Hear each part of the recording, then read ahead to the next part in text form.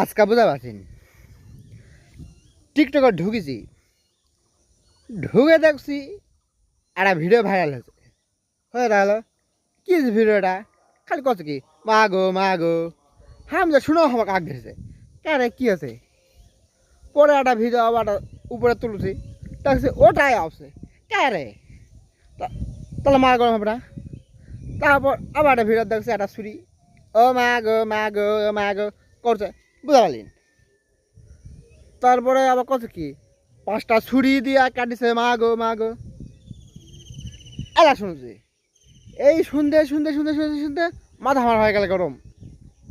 তোমরাই কও বুঝা আছেন একটা ভিডিও ভাইরাল হয়েছে, এরা আবার মনে করো জিঙ্গা কাটে কষে মনে হয় আকাশ ভেঙে পড়বে করে পর।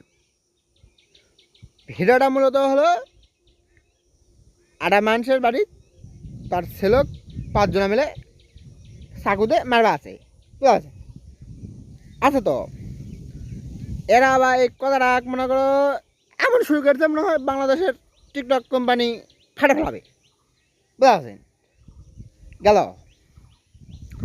তারপর ভিডিওটা দেখনু না ভালো লাগলো, শুনছে কি মা গো 5টা চাকু দিয়া মারিছে মা গো। এই শুনতে শুনতে শুনতে শুনতে মাথা মনে করো গরম হয়ে গেছে 320 ডিগ্রি গেলে গেছে, ঠিক আছে সেটা হয়।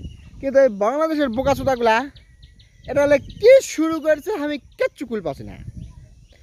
আরে ভাই হয়েছে হোক ভাইরাল, একটা অস্বস্তিকর ভিডিও তোমরা বাংলাদেশের মানুষের কাছে দেখার জন্য চাপ পেতেছেন, যা বিরক্ত করার মতন শেষ নাই। টিকটকত যখন ঢুকবেন ভাই এই ভিডিওটাই খালি সারাক্ষণ কারা কি বাসে।